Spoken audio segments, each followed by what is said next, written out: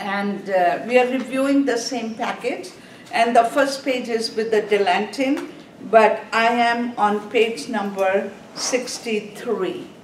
63 is in the bottom, and right on the top we finish with digoxin, and everyone should know dig level, and you should know that was on page 62. And what is the side effect of digoxin? We have covered on that. That's on page 62. On 63, I'm going over cholinergic medication. And very important, I want you to underline the word. Where does it affect? In the first box, it says inhibit acetylcholine.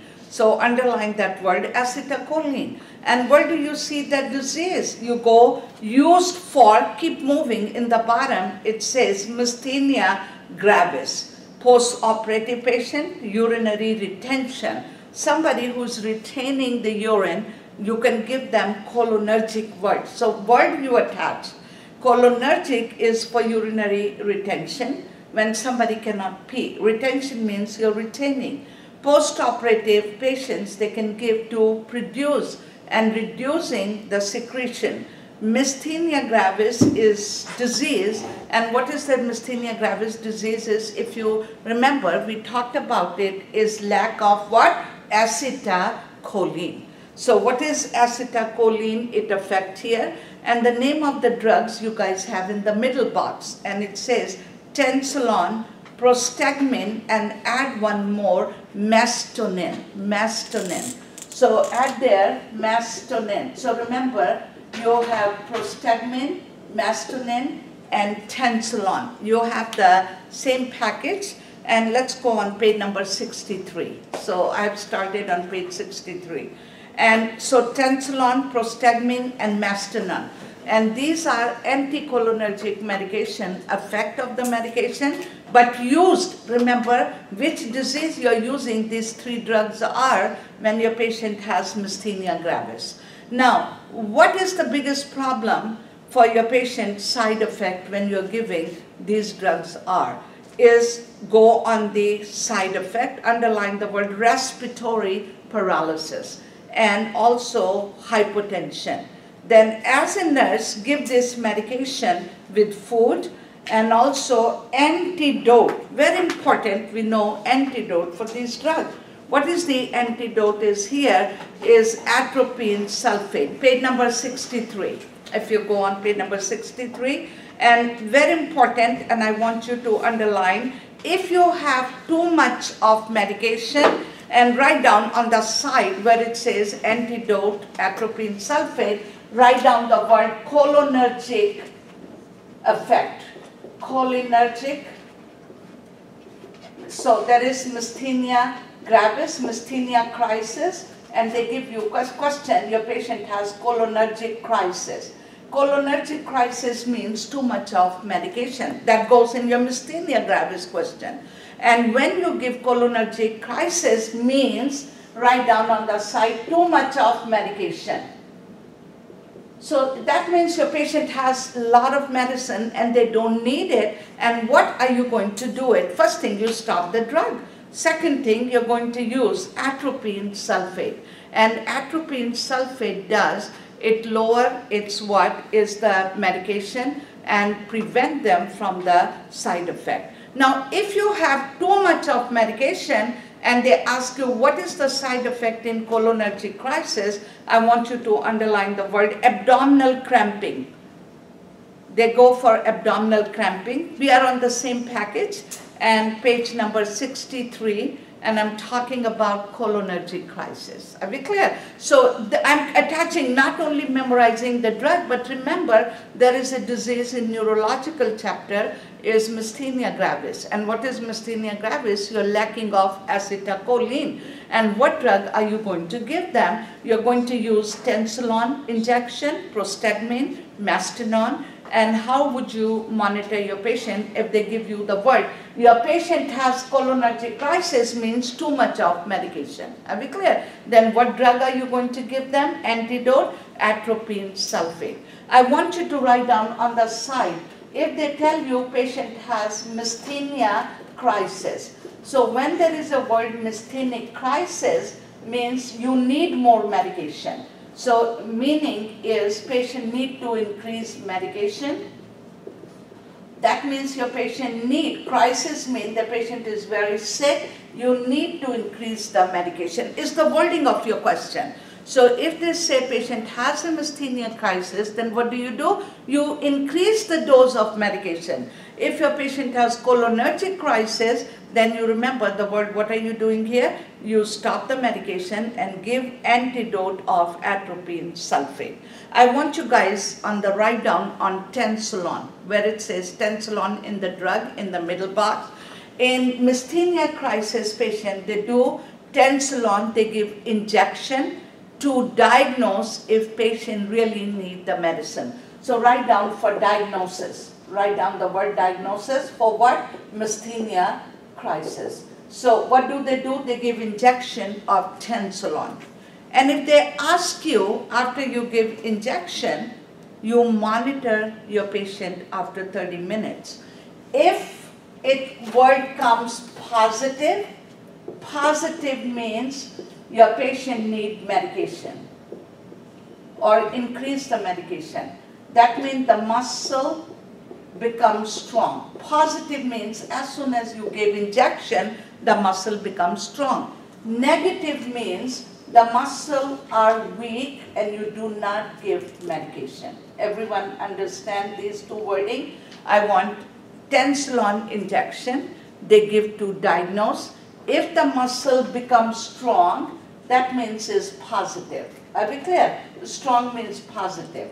If muscles become weak means negative, you don't need to give the medication. So that goes in myasthenia gravis patients are. And what happened in myasthenia gravis? The muscles are very weak. What is your highest priority for myasthenia crisis if you're admitting a patient is write down on their respiratory problem. They're not able to breathe. Their whole muscle on the face, they become weak. They start from top and they're moving down. So start from the face and they're not able to swallow, breathing. They can keep their eyes open. Now, I like you to connect. If you memorize only one section, but you don't connect it, the whole questions in the Nclex are connection that we understand. So everyone is okay? Cholinergic crisis medication are you're using for post-operative patients as well as urinary retention. But remember, you're using for patient with who? Myasthenia gravis. And I told you two words, myasthenia crisis, and also I said is myasthenia crisis mean they need medication. Cholinergic crisis mean they have too much of medication. Tensolon test mean to make sure that you do want to give medication or not. Now I'm going to move on diuretics. We all know you got to give your patient diuretics. And which patient you're going to give diuretics are? In second box, if you go, in the first box, it says CHF and renal failure.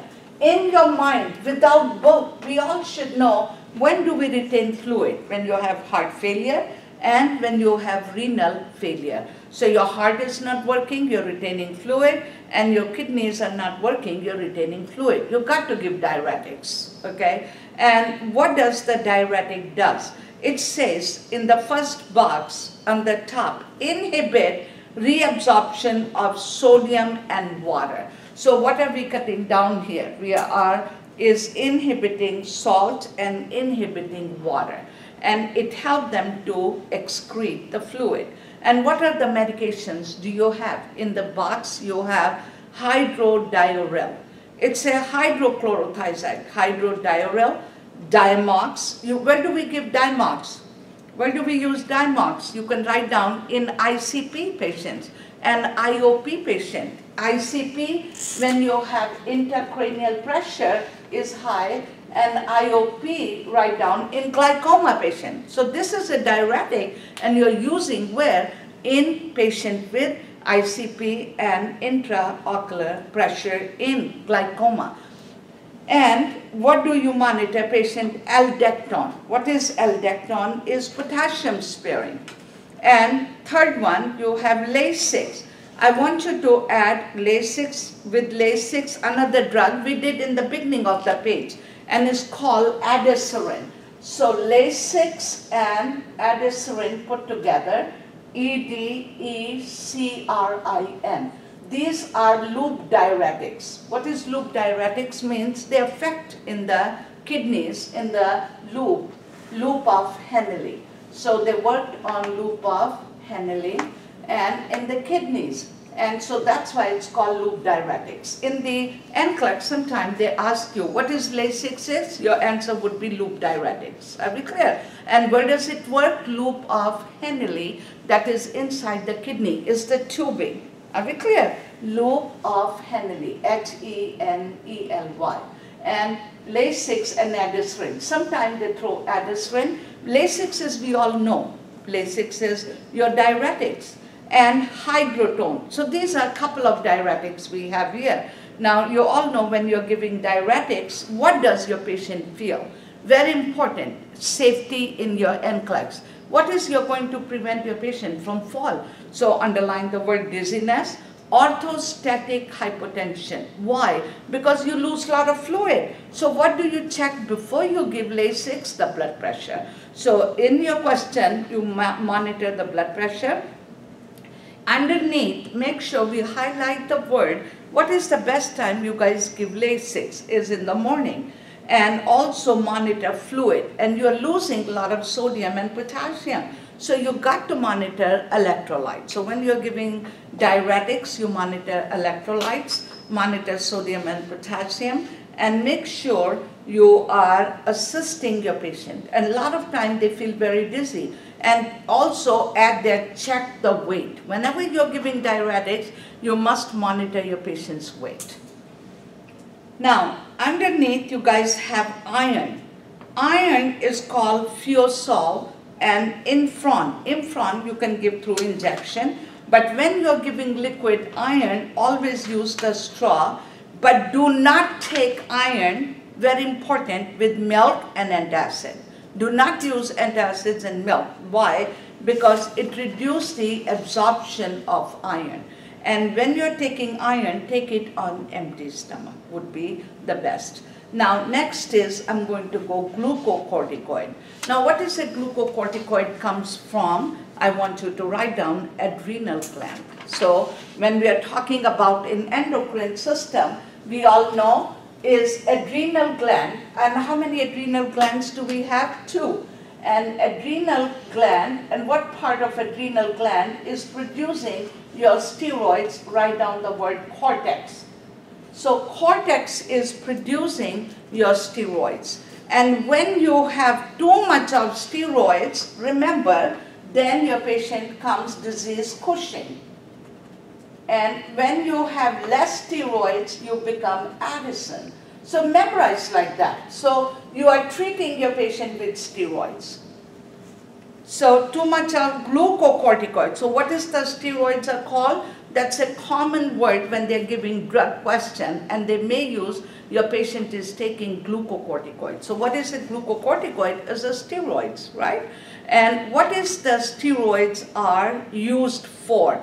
Let's go on the other side of the page. For Addison disease, any inflammatory disease, Crohn's disease, COPD, patient who has acute asthma, you give them a steroids. And COPD means is acute, when they're really very sick, not a chronic COPD, but acute. Leukemia patients also, they can give them. And I want you to underline the word is, it's why do you give steroids, and write down on the side, to reduce inflammation. Very important, when they're giving you question, read that. Whenever they're saying your patient is acute, you got to pick up the drug steroids. Are we clear? Inflammation, second word, write down inflammation. So any inflammatory disease, Crohn's disease, inflammation. Rheumatoid arthritis, inflammation. Are we clear? So any inflammatory disease, your patient become very sick. How do you treat them? You give them breathing medication, but it's not going to be very effective unless you add them to give us steroids. So steroids are wonder drug, but we do have a lot of side effects. So everyone is okay, where do you get steroids? From adrenal cortex. Too much of steroids, your patient is turning into Cushing. So what are the drugs are? Solution of Cortef, Decadron, Deltazone. What is the ending word of your steroids are? Zone. Everyone should know. If you don't know, and look for your ending word zone, prednisone. All your zone are your steroids. And what do you monitor when you're giving us steroids? Let's go in the third box. We all know they're turning into Cushing, and you will remember Cushing symptom. But very important here, psychosis. Some patients cannot take it. It affects their mind and they become very angry. Sometimes they are acting up and they cannot, some may go in depression. So psychosis, depression. Underline the word buffalo hump and stunt growth. Your steroids affect the growth. I want you guys write down on the top is Cushing. And so remember, their questions are not only going to be these few, but I will write down few things in Cushing here is they're increasing sodium and they're increasing sugar. They're increasing blood pressure and they're reducing potassium and they're reducing calcium. You've got to keep like this in your mind that if your Cushing question comes or steroids, very important, you've got to monitor hyperglycemia because your steroid, as soon as you give, your patient's blood sugar will go very high. So what are you going to monitor? So just write down like that. It will be a simple way to remember their sugar is very high. Very important, your calcium question, because your calcium level is reducing. And what will be affecting your patient here is the fracture, osteoporosis. Now think about, we are nurses and our patients are taking a lot of steroids, and steroids are leading them into lowering calcium. We are on page number 63, and so I'm talking about steroids on side of 64. So remember, is very important. Whenever you're giving us steroids, you must monitor for sugar. Are we clear? Why? Your patient is not diabetic, but their sugar is going up. So they're going to monitor. And what happens when you're giving your patient steroids are very important is their immune system is low. So what happened? The risk for infection. Now you memorize, where do you put your patient who's Cushing or whoever is taking a steroids are any patient without infection, and also remember is you put them in reverse isolation. Are we clear? Why? Their immune system. See how your questions are. Is so many questions on steroids and Cushing that they can throw you in the testing. So whenever you're giving a steroids are, it's on the side. Psychosis, very important. Hypokalemia, you all know your potassium level goes low, so you can give them more potassium. And when your potassium is low, they feel very tired and they think. Another thing I want you to write down, when you're giving us steroids, the risk for bleeding.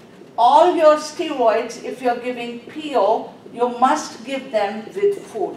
Why? Because it causes GI bleeding. So not only memorizing few things, I like you to connect it because we are nurses. So we got to monitor for bleeding, we got to monitor for sugar, we got to teach CNA to prevent them from fall because they're going to get fractured.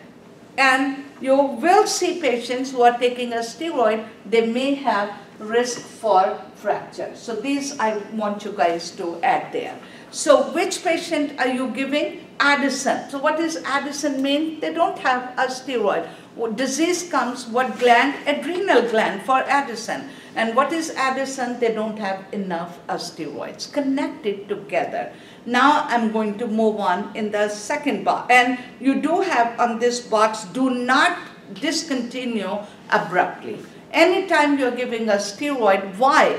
If they say your patient is taking a prednisone and patient stop prednisone, what will happen? They're going into adrenal crisis or Addison crisis. So write down the wording Addison crisis and monitor for infection. Everyone as a nurse and your question, you've got to remember monitor for infection, GI bleeding, reverse isolation, sugar, hypokalemia word, and also they're turning into moon face and buffalo hump. That's your Cushing. Are we clear? So everyone, you guys got it then. Now I'm going to go mineral corticoid. So what is your glucocorticoid? Steroids. What is mineral corticoid? Your steroids. Are we clear? But what is a mineral corticoid? They have more salt in it.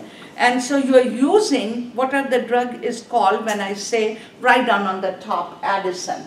So when I talk about Addison and I say, what drug are we going to use for Addison? Your answer would be, is mineral corticoid or Florinef. Underline the word Florinef. Underline under second box, it says Florinef.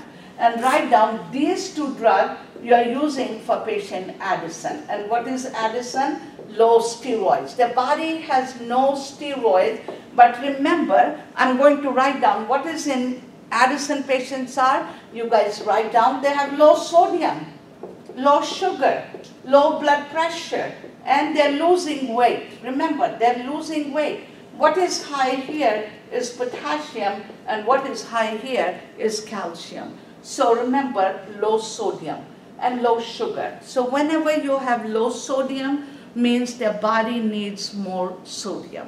So in your question, Addison question, they're going to say, how do you treat Addison patients? Are by giving mineral corticoid and a Florinef. What do you monitor for your patient with mineral corticoid you're giving? Their sodium level is very low. Are we clear? So very important, your questions are going to be for salt, and they're craving for salt, and their sugar level is low, and you are giving them Addison disease. And underline the word. When you keep giving Florinef, they're going to turn into Cushing.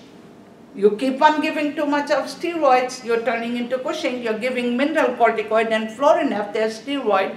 Underline the word hypertension, edema, hypokalemia, write down Cushing. You're turning into Cushing. If you keep on giving more steroids, your patient is going to be in Cushing. What do you monitor? Weight, very important. They start gaining weight when you're giving, but they had low weight. Give with food, low sodium and high protein and high potassium. They have you do continue salt, but remember is the potassium level is high. And also, so you give is high protein diet, and very important, potassium level is high, and you do not give. But what happened when you're giving, they're talking about you're turning into Cushing.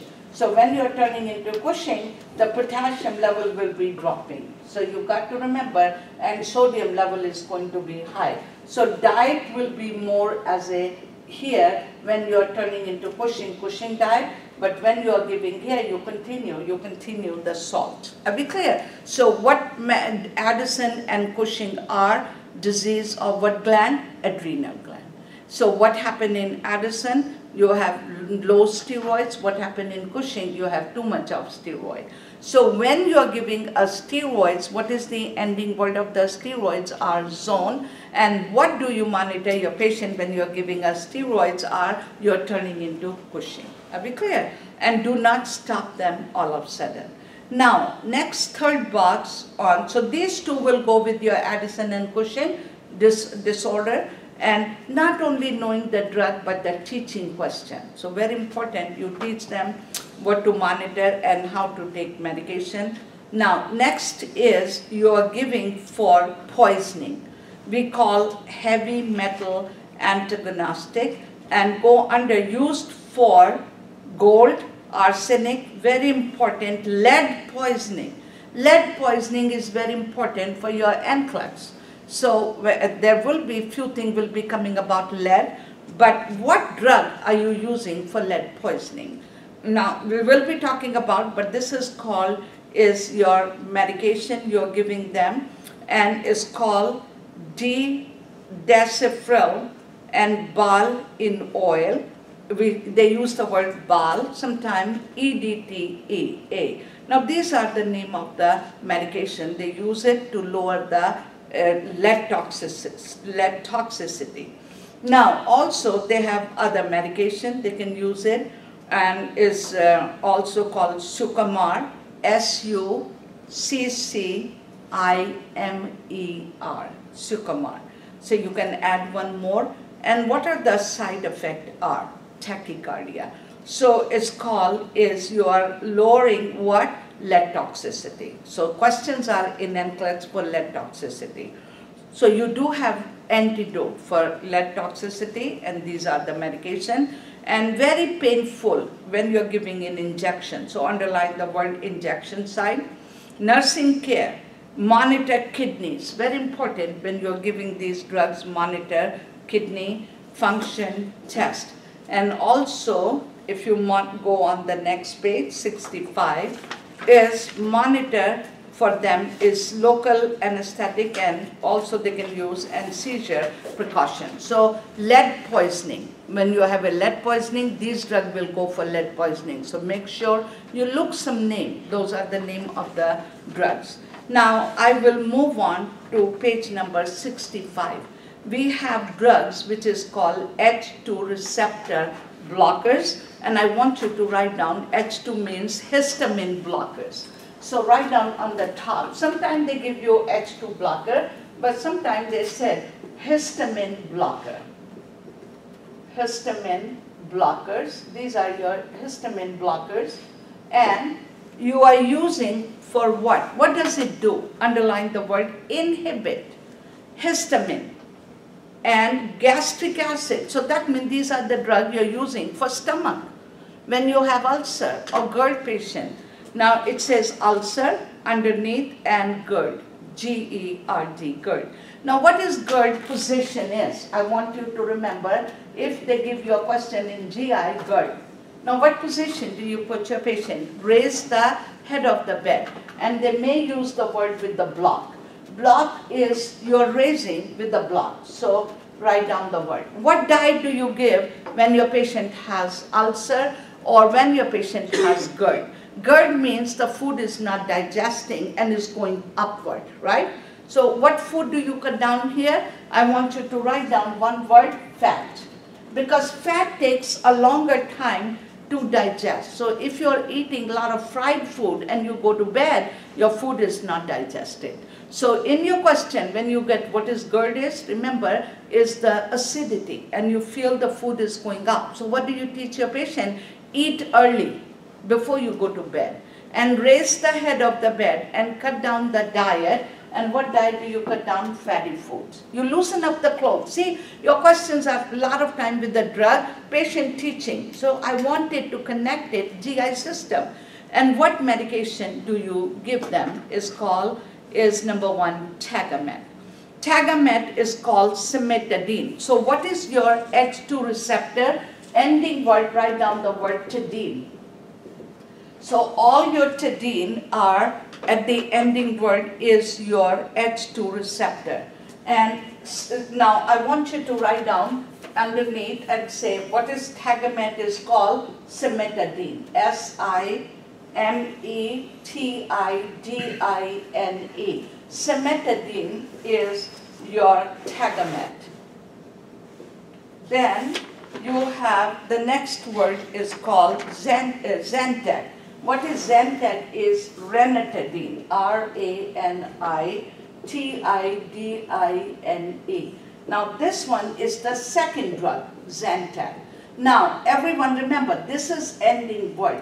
All your tadine comes under what? H2 receptor. What is H2 receptor? It blocks the histamine. And that's why it prevents them from gastric acidity. And you're giving for ulcer patients, you're giving for GERD patient. Now, I want you to also, so Zantac, and there is another word is medication is called, is Axid, A-X-I-D. Axid, you guys add it. You can add that, and it's called Nizatidine, N-I-Z-A-T-I-D-I-N-E. So, very important, Tagamet, Zagamet, Axid, these are ending word is tadine. So if you can't remember, remember like that. Any drug you see with tadine are your H2 receptor. And they block the histamine and they're good for using for ulcer as well as for GERD patient. What do you monitor? is, I want you to add there Tagamet. With Tagamet, you give them HS. That's the best time you give only HS, Tagamet. So add there, give them HS, Tagamet. And what does it cause? Dizziness and confusion and hypotension. Rashes, we all know. Anytime you see rash is allergy. But very important, dizziness. How do you take your H2 receptor medication? Underline with meal. So write down on the top with meal. So remember, these drugs are given only with meal. Smoking decrease effectiveness. And liver function and CBC. And two things is important. CBC, why? Because it causes agranulocytosis. Agranulocytosis. So a lot of drugs cause agranulocytosis. Your white blood count is affected.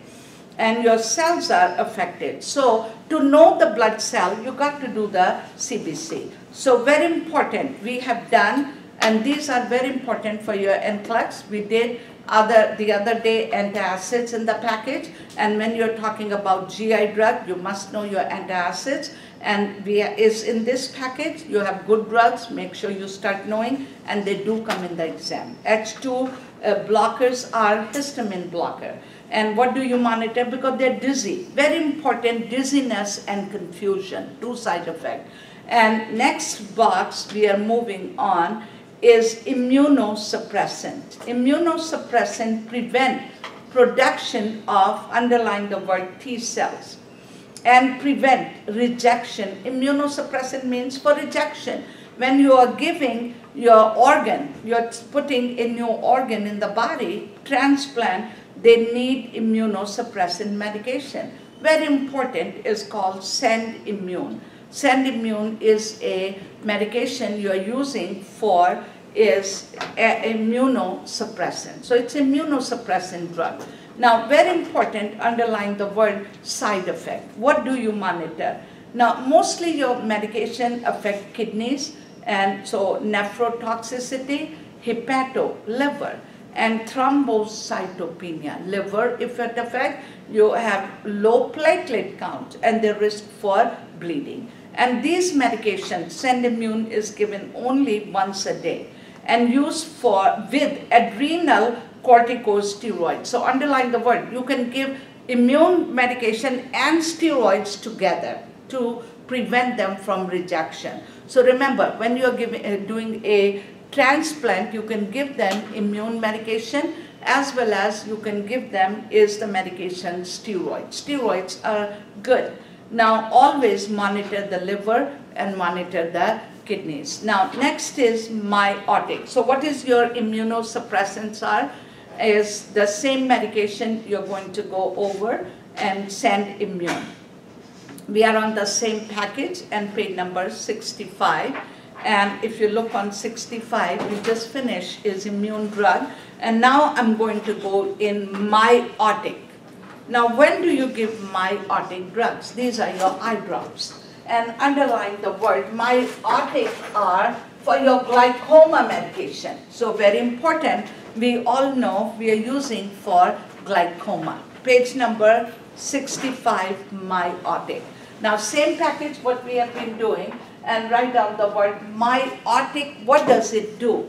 Go in the first box, they constrict the pupil and the muscle of the eye.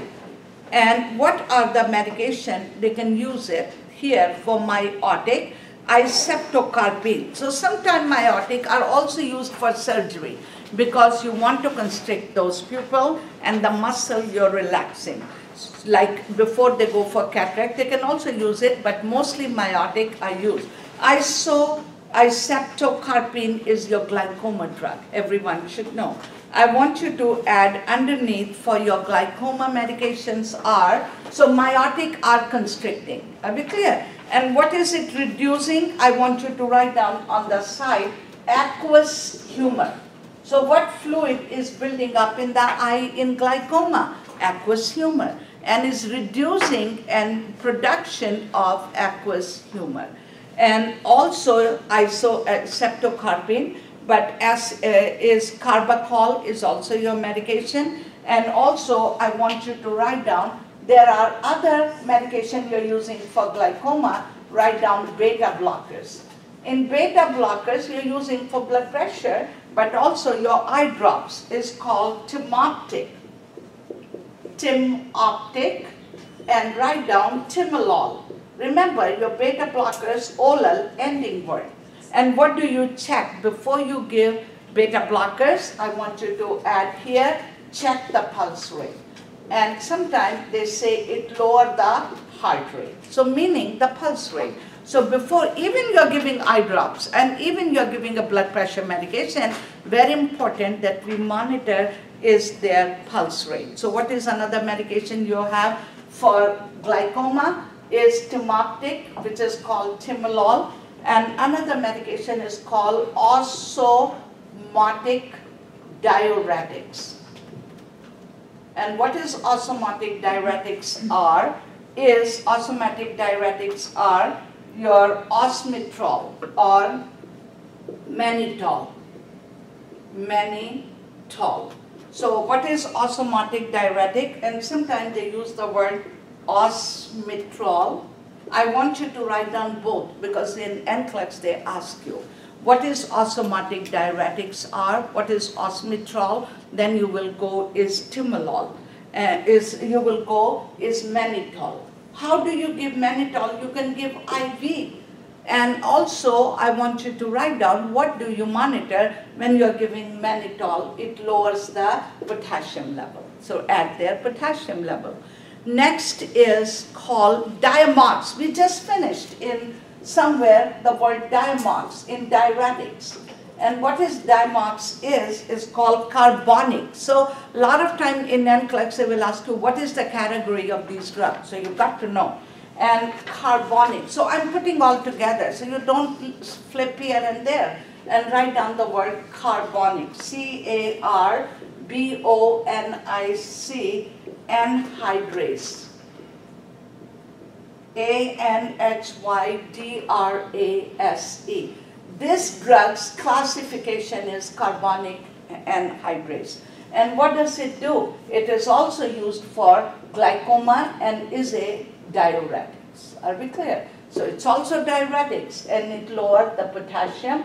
And check allergy with sulfur. Add there. So it's a sulfur drug. Allergy with sulfur, and what do you monitor when you're giving this drug? The potassium level. Are we okay? So I gave you here the word myotics. There is no mydatics you can use for glaucoma patient. Myotic means is they constrict the pupil, relaxes the muscle, and sometimes they do before their surgery, cataract remove, any eye surgery to relax them and constrict them, iseptocarpine, timolol, osmitrol, Diamox, these all are your medication for glaucoma. I want you to write down what is your glaucoma pressure in the eye. Ocular pressure, normal 10 to 21. Some books may have 10 to 22. More than 22, your patient has glaucoma. So write down the wording 10 to 22. If it increases, and more than 22, 30, 25, that means your patient has glaucoma. Are we clear? So that's a glaucoma medication. You're not going to get away without this drug. What do you teach patient? Put your eye drops regularly. Why? Otherwise, they're going to become what if they don't put eye drops? Blindness. So what is the complication with glaucoma patients is blindness. Everyone is okay? Is beta blocker, Timoptic, Timolol, and I said when you're giving beta blocker, check the heart rate, pulse rate. It lowers the heart rate. Osmotic diuretics are mannitol. And how do you give mannitol? IV, and you can give them and check potassium. Carbonic anhydrase is your Diamox. Diamox is sulfur. Check sulfur allergies, check potassium level. And these names are important because they do ask in the exam the category of these medications. So very important, we are nurses, we are going to deal with the drugs and you've got to teach your patient about the medication. Now I'm going to go in ocular surgery. You have, let's go on the other side of the page 66, open angle glaucoma, you're using for glaucoma. And what does it cause side effect when you're giving miotic? So let's underline the word headache, photophobia. It is a diuretic, reducing the fluid, hypotension. Then you go is apply the pressure, lacrimal sac, and avoid, write down the word systemic absorption. So they give you a question. When you're putting eye drops, how do you prevent systemic absorption? So write down the word systemic absorption. That means it doesn't go very fast in the blood. So what do? You apply the pressure. And where do you apply the pressure? In lacrimal sac or inner canthus. What is inner canthus? Inside. So you apply the pressure, lacrimal duct or lacrimal sac. Mydriatics. Mydriatics are, underline the word, is anticholinergic. Action leave pupil under unopposed. Write down the word dilate. So on the top it says dilate. So simple thing you remember, this is dilating the pupil. Other one constricting. So in your question, for Nclex, you question the doctors. Contraindicated. What is contraindicated? You cannot use what? Atropine and cyclogel. What is atropine and cyclogel are? They are dilating.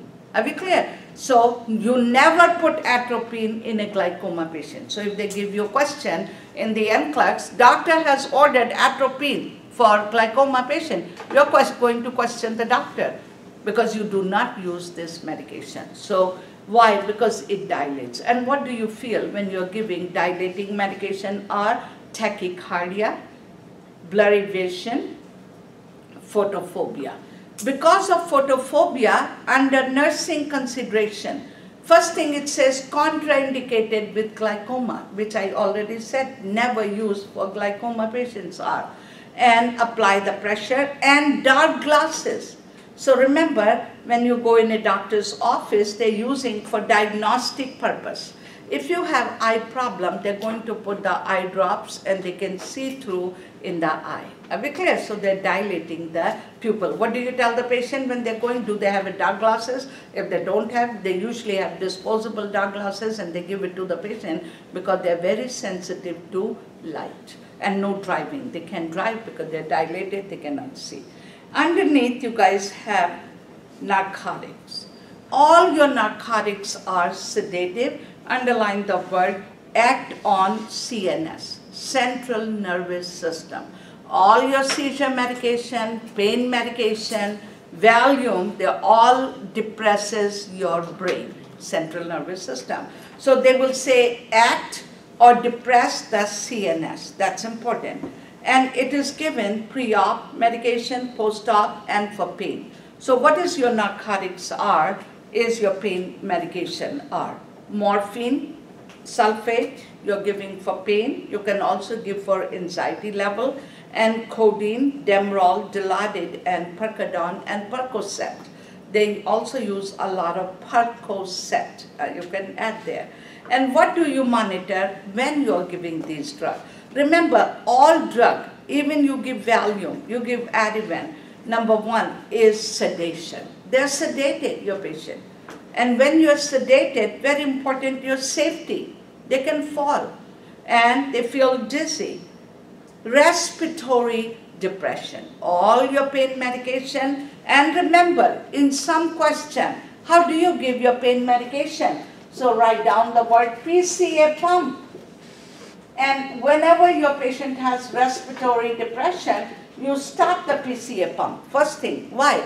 Because PCA pump, you're giving pain medication. And what are they going to depress? The respiration. And I want you to underline the word constipation. Now, I have done a lot of questions, and they did not have respiratory, but they have patient is taking for so long pain medication. What are you going to monitor? Constipation. First approach your patient after surgery. They're laying in a bed. They're not drinking fluid, and you're giving pain medication.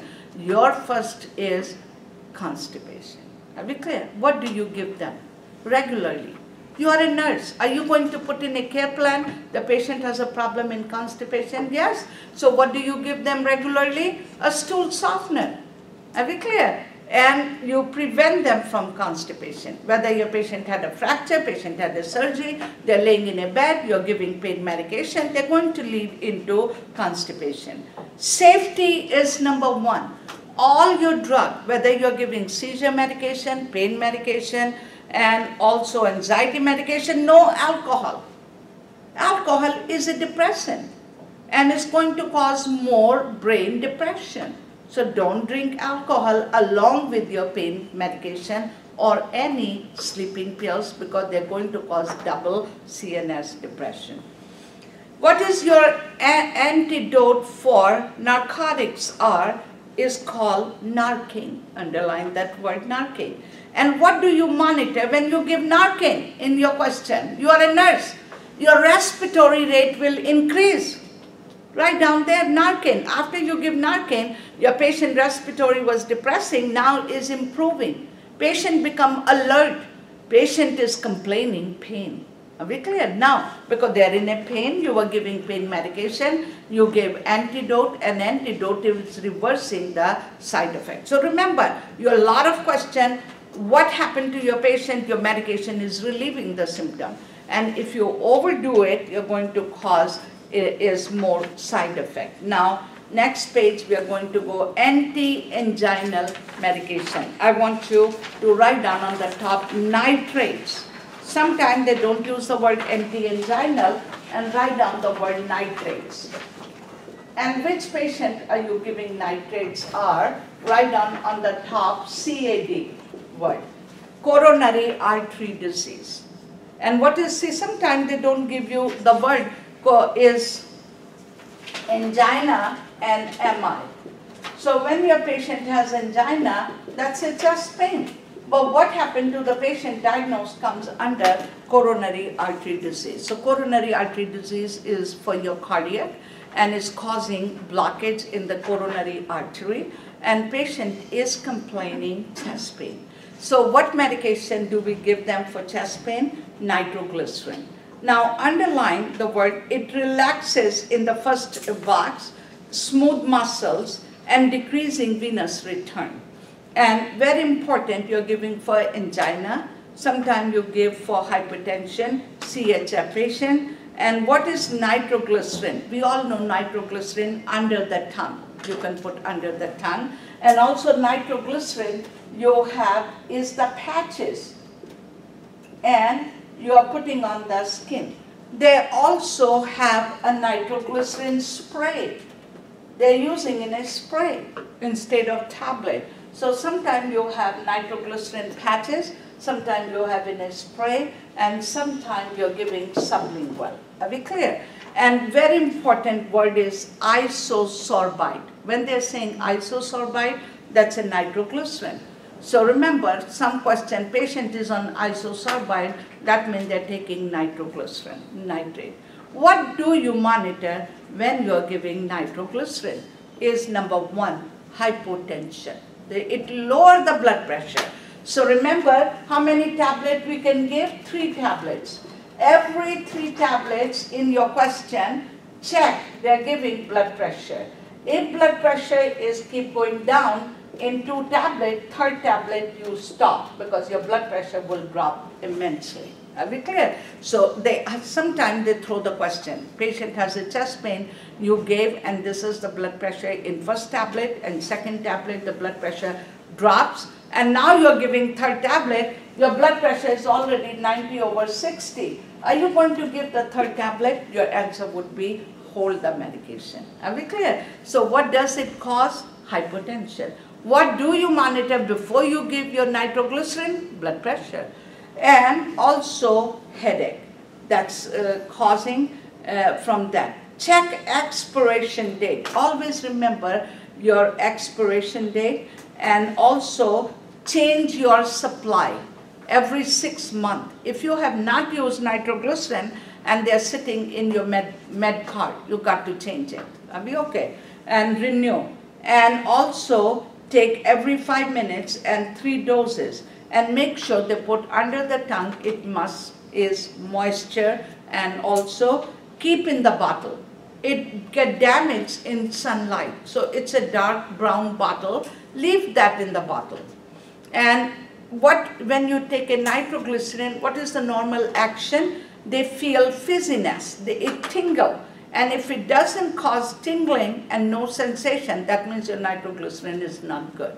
So everyone, nitroglycerin. If your patient is alert and doctor has ordered, can you leave nitroglycerin in the patient's room? Yes. Anytime with the doctor's order, and make sure as a responsibility of a nurse, you must check their supply.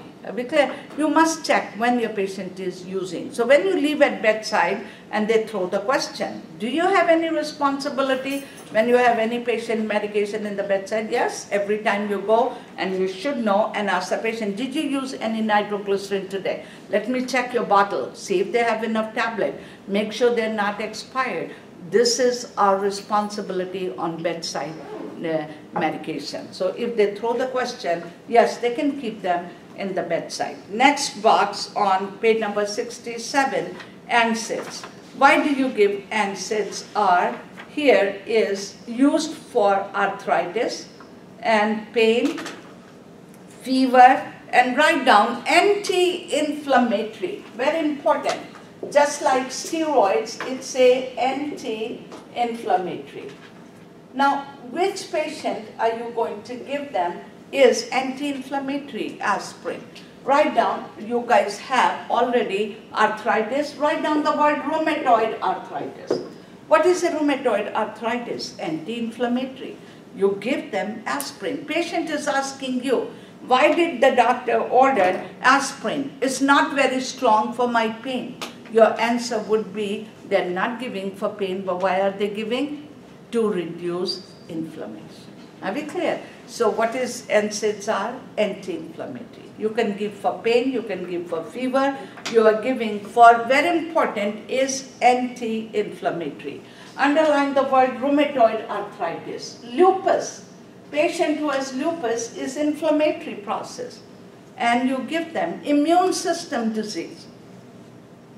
And what do you monitor? What are the name of medications are? Your Motrin, aspirin, add there aspirin, Indocin, Naproxen, and very important, it causes GI bleeding. Underline the word GI upset, bleeding, and fluid retention. So how do you give NSAIDs? Are with food, and it damages the liver. And use cautiously with aspirin allergies. Now, all of them contains aspirin. So even you're giving Motrin and you're giving Naproxen, check if they're allergic to aspirin. So when you give anti-inflammatory medications are Motrin, Indocin, Naproxen, and you're giving medication to reduce inflammation. And bleeding is very important. You give them with food and also check for bleeding. So what do you monitor? Check for bleeding. Now next is thrombolytic medication. I'm doing the same package and I'm on page number 67. Okay, and I just finished NSAIDs drugs are. So everyone remember, very important is your check allergies with aspirin, give them with food, monitor for GI bleeding. Okay. Now next is thrombolytic medication. Where do we give thrombolytic medication? Underline the word pulmonary embolism. And underline the word pulmonary embolism, thrombosis. Underline the word DVT. If you have patient DVT, they can give them. It's a clotting problem. MI, what is MI? Heart attack, but there's a clotting problem. So what medication do we give them? When you're giving medication, when your patient comes, pulmonary embolism. Quick, I want you guys to tell me which are the patient are going in pulmonary embolism. Which are the patient are, what are the reasons for some of you have done, and I want, very important that we know pulmonary embolism. What are the reasons for pulmonary embolism are? What are the reasons? Which patient is getting pulmonary embolism? A stroke, that's a stroke problem, but pulmonary embolism, clotting problem. Surgery. Oh, the DI. Okay. DI. Everyone, you guys memorize. And how do you, because your questions are going to be, how do you prevent pulmonary embolism? Number one Ambulation. is, yes, that will be in prevention. But which are the reason, and you're right, you said surgery patients, yes. But what happened with surgery patients or who are laying in a bed? You are preventing DVT. So DVT is leading into what? Pulmonary embolism, clot. And how do you prevent clot? What he just said, ambulation. Yes, you ambulate them, exercise them. Which patient is risk for DVT? He said correctly, surgery patient. And which surgery patients are? Hip surgery. Remember, patient who had hip surgery, abdominal surgery. They're not going to say, they said, patient is returning back. And I said, if you're taking your oral contraceptive, there was somebody who was doing question, and came one question, patient is taking is oral contraceptive, what are you monitoring? DVT. Why? Because they risk for bleeding. So when there is a question, which patient are you going to monitor? You got to know the reason, which patient you are preventing pulmonary embolism? DVT. What is another reason? Fat embolism. When you have fracture, this can be from surgery, but your patient fell. And your question is going to be, what do you do the first thing when your patient fell? Prevent them from fat embolism. That is why you are immobilizing. See how your knowledge is? Not as straight, quick questions are. Number 3, air embolism. Why do you get air embolism? IV, TPN. And the third thing is hemodialysis. Very important, we all know. Everyone is okay? How do you get pulmonary embolism? DVT. Preventing patient DVT, exercise, don't let them lay in bed. Stocking comes, SCD comes, and patient who are DVT risk for surgery, laying in a bed. Next thing is, how do you get pulmonary embolism? Fat embolism. Third thing, air embolism. Now, what do you do when your patient has a pulmonary embolism? Drug. What drug are you going to use it? Thrombolytic medication. What is thrombolytic medication? Are dissolving. Lysis means breaking. What is their breaking? The clot. It should be given within 6 hours. As soon as your patient comes in, give them this medication within 6 hour time. Don't delay that. What are the drugs are? Streptokinase, urecanase, and tissue plasmogen. We call TPA. Full name, tissue plasmogen activator. Now, a lot of time in your question, the drug would be TPA, like this. TPA is a tissue plasma, but streptokinase, everyone should know TPA, streptokinase. And when do you give this drug? For pulmonary embolism. What do you monitor? Is a bleeding medication. Monitor for bleeding. Monitor for bleeding, and also have aminocarponic is keep available, that's antidote, and check their vital sign and the pulse. Now, a lot of drugs we have covered. Now, if you guys know in this package the drug, you're going to be okay. You have digoxin, you have cardiac medication, lipids medication, and these are simple way you can memorize. Now I'm going to move on, page 68. And in 68, we have anaphylaxis means allergy. Any patient, a bite from the insect bite, are we clear? Any drug allergy, what do you monitor? Anaphylactic reaction. And what is the main thing you monitor? We all know allergies means rashes. Underline, third line, breathing. Assess for airway, first thing. And if they ask you, patient has allergy, what are you assessing? Don't say look for rash, and this airway, number 1. And then nursing intervention. You give epinephrine, 1 in 1,000, and you give sub-Q. You can also repeat in 15 to 20 minutes. So first thing is anaphylactic reaction, airway. Breathing medication for that epinephrine, you give for allergic reaction. Allergic reaction delayed. Later on, there may be a rashes. Underline the word swollen joints. And you can also give them, second line, antihistamine, like Benadryl. You can give antihistamine, allergy drug. And steroids, underline. So in your drugs, always remember epinephrine is your first drug. Allergies, you can give them Benadryl. You can give them steroids, later reaction, and to reduce more inflammation of allergies, and also comfort measure. Now, bone marrow depression. Whenever you have bone marrow depression, means what is in the bone marrow do we have? What is in the bone marrow we have? Is your red blood cell, white blood cell, and the platelet count. Any questions can be there. So what is if you have infection because of white blood count? So everyone, white blood count, red blood cell, and your platelet. So what will happen? Everything will be low down. Bone marrow depression, your chemotherapy. A lot of time patient with cancer has bone marrow depression. Whenever you have bone leukemia, bone marrow depression. So everyone, remember, whenever you have bone marrow depression, they have fever, underline the word, dark urine because they're bleeding, anemia, thrombocytopenia, and leukemia. Leukemia, leukopenia. What is leukopenia? White blood count. What is thrombocytopenia? Platelet count. Everyone. When I'm moving on, there is a lab. And whatever you have here, unless you memorize, it's not going to be easy for Nclex. So you got to start knowing. What do you monitor? CBC. Protect them from infection. Write down the word reverse isolation.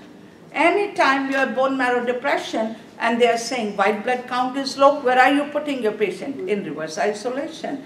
And liver impairment and monitor for infection, and also stool color may be affected. Renal, whenever you are saying renal, liver means they can lead to jaundice. So write down the word jaundice with liver.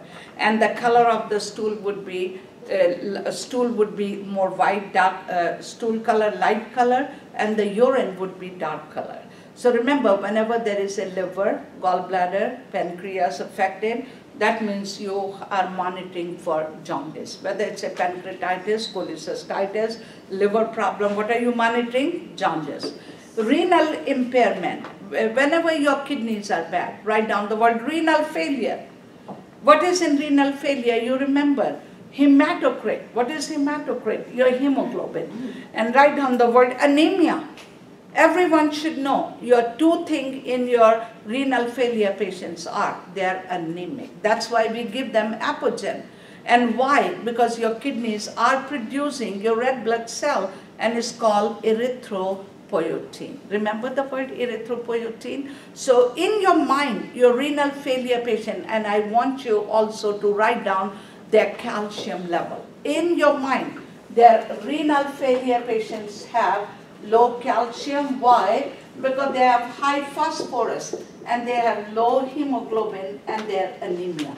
Every time, if you memorize, you don't need the book. You need to know your patient who's renal failure going dialysis, the risk to fall. Why? They're anemic. So you got to give them the medication, and what medication we have done is write down the word apogen and Procrit.